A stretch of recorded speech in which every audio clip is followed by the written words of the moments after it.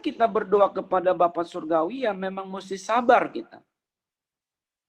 Itulah menunjukkan kita mengenal Dia dengan benar. Kita berdoa dengan pengagungan, muliakan Dia, angkat Dia, tinggikan Dia. Kan kita tahu ya, secara Alkitabiah, kalau kita meninggikan Tuhan, kita ikut terangkat. Itu rumusannya. Anda mau terangkat atau mau diangkat, tinggikan Tuhan.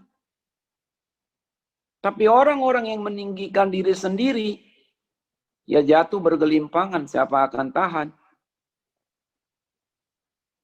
Sekarang ini kita sedang banyak pergumulan.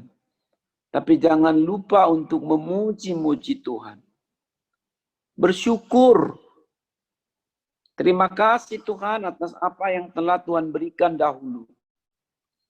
Barulah kita bermohon lagi seperti itu.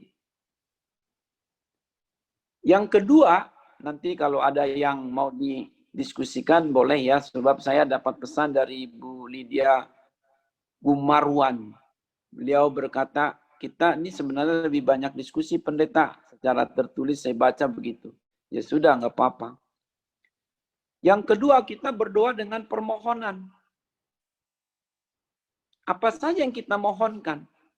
Kalau kita baca ayat 11, 12, 13, di sini ada 3. Permohonan untuk dicukupi Tuhan. Berikan pada hari ini makanan kami secukupnya. Minta berkat kecukupan. Berikutnya ayat 12. Minta diampuni Tuhan. Minta diampuni Tuhan. Karena kita ini orang berdosa. Sengaja atau tidak sengaja, langsung atau tidak langsung, sedikit maupun banyak, kecil maupun besar. Kita orang berdosa. Tetapi Tuhan itu pengampun.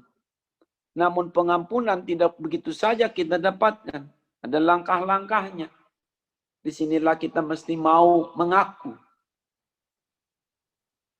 Dalam teks bahasa Alkitab di sini disebut bahwa dosa itu adalah semacam pelanggaran yang ada dendanya. Jadi yang berdosa itu berarti berhutang kepada Tuhan. Maka kita mesti mengaku. Lalu ayat 13.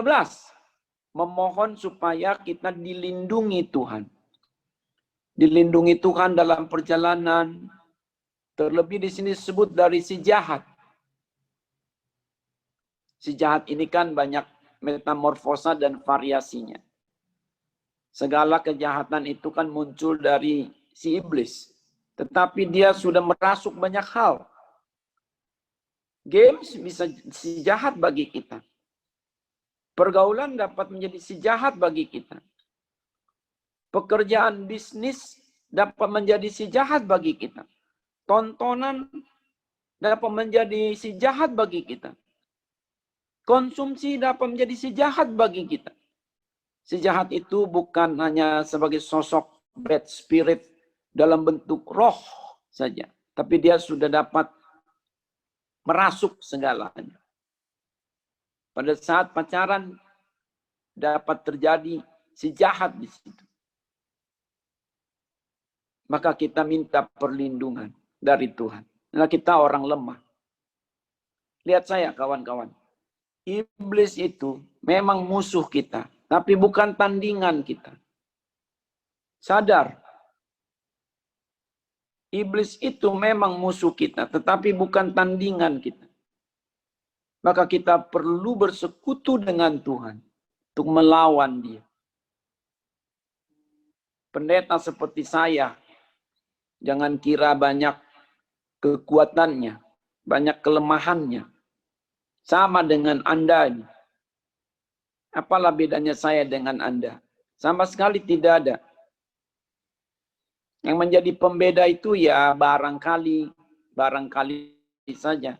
Sedikit saya lebih tahu Alkitab karena saya belajar di seminari. Tapi selebihnya itu apa yang membedakan kita? Ya doa-doa kita. Anda bisa lebih kuat imannya dari yang lain kalau doa, kalau mengandalkan Tuhan. Yang ketiga terakhir, kita berdoa dengan pengampunan. Kita berdoa dengan pengampunan bagi orang lain. Ini penting.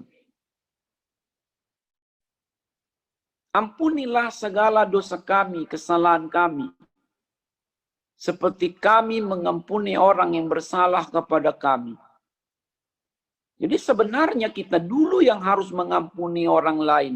Baru kita berani meminta pengampunan dari Tuhan. Mengapa demikian? Satu, supaya kita menghampiri Tuhan itu dalam suasana kudus. Karena Allah itu kudus. Itulah sebabnya di dalam Matius 5 ayat 23. Taruhlah dulu persembahanmu itu. Kalau hatimu tidak beres terhadap sesamamu, walaupun hartamu banyak untuk kau persembahkan, Tuhan tidak suka. Kamu mesti mengampuni. Jangan suka dendam. Alasan lain, mengapa kita harus mengampuni dulu baru kita minta ampun? Karena dosa kita kepada Tuhan lebih banyak daripada dosa orang lain kepada kita. Hitungannya bagaimana logikanya?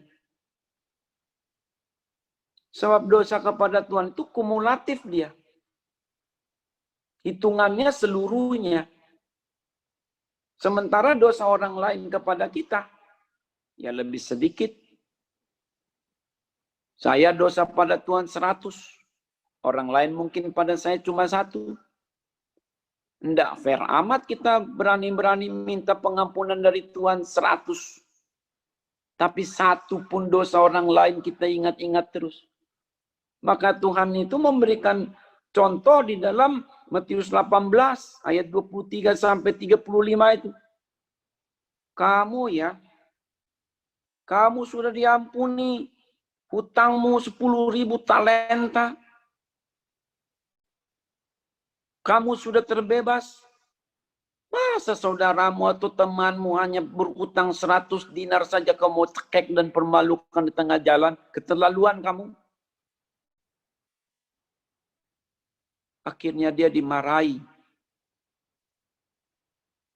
Lihat saya kawan-kawan. Pengampunan buat kita bukan pilihan. Bukan pilihan, tetapi panggilan. Kita tidak akan pernah melihat Allah dengan kedengkian, dengan mimpi. Biar saya khotbah setiap hari, pimpin ibadah setiap hari. Jadi pengurus ini, pengurus itu, kerohanian, nggak mempan. Sebab Tuhan melihat hati.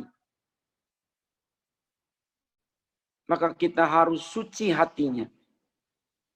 Itu sebabnya Matius 5 ayat 8 berkata, berbahagialah orang yang suci hatinya, karena mereka akan melihat Allah. Anda tidak dapat bayar untuk melihat Allah. Tapi Allah berkenan dilihat oleh orang-orang yang suci hatinya. Maka di situ dalam ayat 14-15 semacam klausul ancaman. Sebab jika kamu mengampuni orang yang bersalah padamu, kesalahanmu pun diampuni. Tapi kalau kamu tidak mengampuni, Tuhan tidak mengampunimu. Habislah kita. Jangan main-main soal pengampunan ini. Dosa itulah yang memisahkan kita dari Allah. Anda boleh kaya raya di dunia. Tapi apa guna sisi dunia Anda miliki atau saya miliki jiwa binasa. Bau mati itu harta. Tapi Anda tidak bisa melihat Allah. Pahit 1000 pahit. Kita mesti berwawasan kekekalan. Lihat ya, langit dan bumi akan berlalu. Firman Allah kekal adanya. Pengetahuan akan berhenti. Pengetahuan akan lenyap. Bahasa roh akan berhenti. Kasih itu tidak berkesudahan. Demikianlah ketiga hal ini. Iman, pengharapan, dan kasih. Dan yang terbesar adalah kasih. Demikian Bapak Ibu yang terhormat, saya uraian sedikit saja.